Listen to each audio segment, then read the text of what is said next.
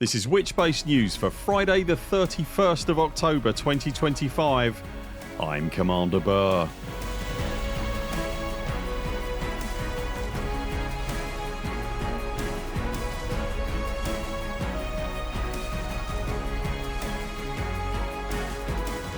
In Elite Dangerous news this week, we've an addition for your bookmarked Elite Dangerous utilities, the Panther Clipper emerges from early access, and new hardware deployments around the mystery system lead to some unusual Starport sightings.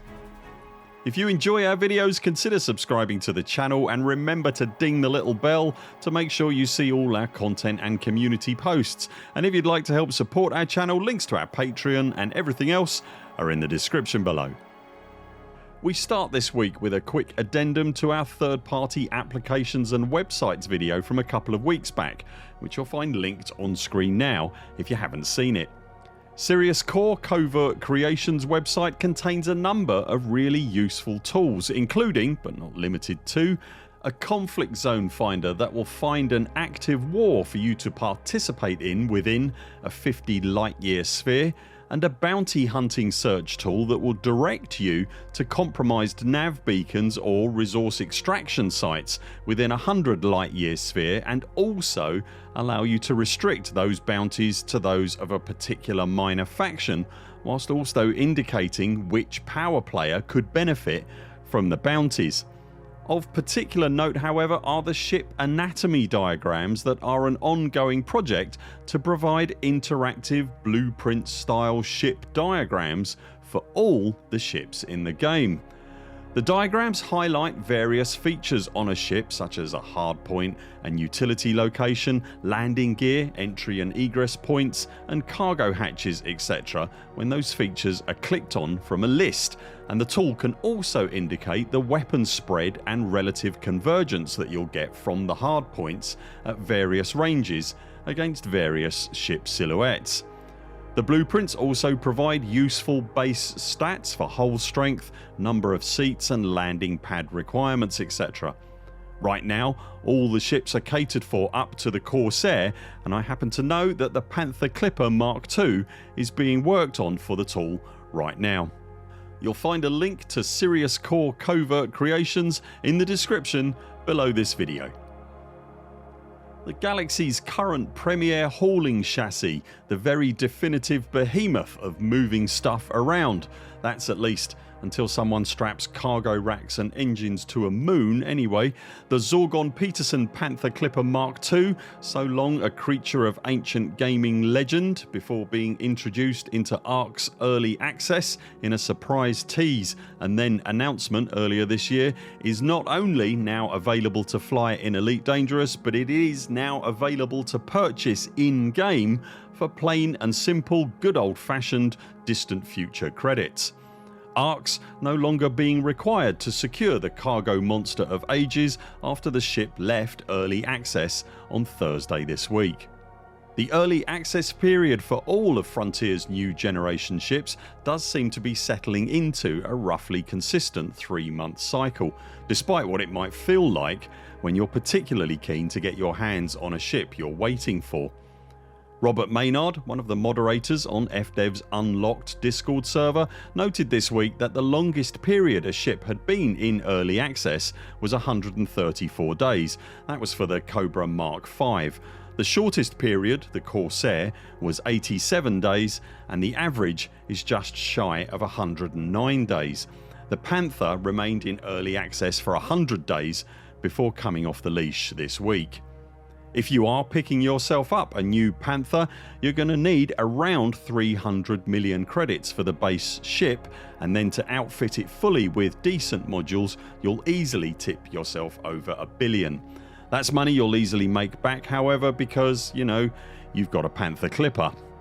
Don't forget that the ship contains one size 8 and one size 7 cargo dedicated optional slot, and is the only current ship that can hold the Mark II cargo racks in those slots.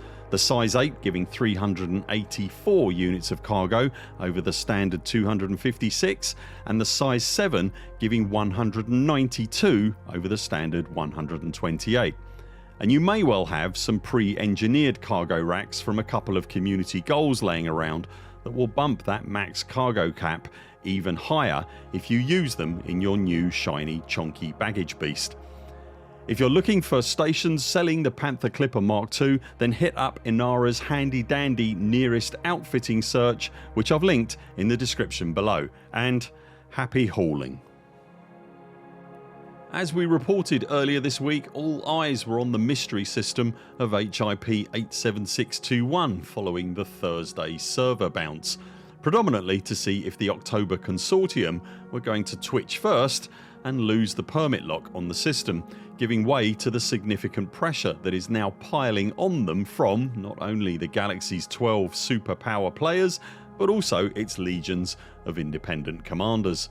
Sadly, as of this recording at least, the permit lock that harbours the current mystery, as well as, we're assuming, the location of the missing scientist Terri Torra, remained doggedly, stubbornly in place. All of this despite the very intense staring that it's currently enduring.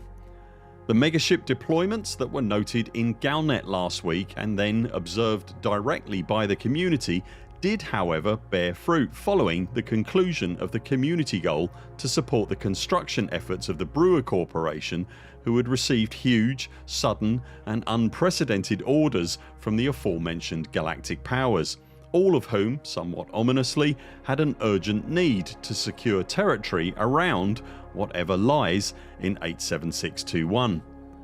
The deployment of those Brewer assets happened at this week's server tick, and so the previously empty, uncolonisable micro bubble around 876 is now being referred to as a science and security enclave, as it is now potted with various flavours of Coriolis, Outpost and Starport. The larger Tier 3 starports are of particular interest, as they are of the Ocellus variety. Ocellus starports are notable as, in their early construction phases, they are just the orb section that can be moved around by a detachable thruster and frameshift drive unit. They have appeared in the game like this before, in various stages of deployment, and 10 years ago, for the deployment of patch 1.1, FDEV even produced a trailer showing an Ocellus being put into position before the aforementioned drive unit then detaches. That full trailer is linked below if you want to see it. During their construction in the game in years long before the Trailblazers patch, Ocellus starports have been seen in various stages of construction, and so it's interesting now that the newly deployed Ocellus ports in the Enclave are just appearing as the orb section. We'll be checking back as the weeks go on to see if the starports continue to build on the weekly tick as they have previously. If you do want to head out there yourself and take a look, we've put a couple of the locations that we've found so far in the description below. What's your favourite tool from the Sirius Core website? Are you picking up your first Panther Clipper now that the ship is out of early access? And will you be checking out the new starports deployed to the Enclave around HIP 87621? Let us know in the comments below. That's it for now. Thanks very much for watching. We'll be back later this week with more videos. Until then, 07 Commanders, follow the greens on the way out and do keep clear of the toast rack. We very much look forward to seeing you next time.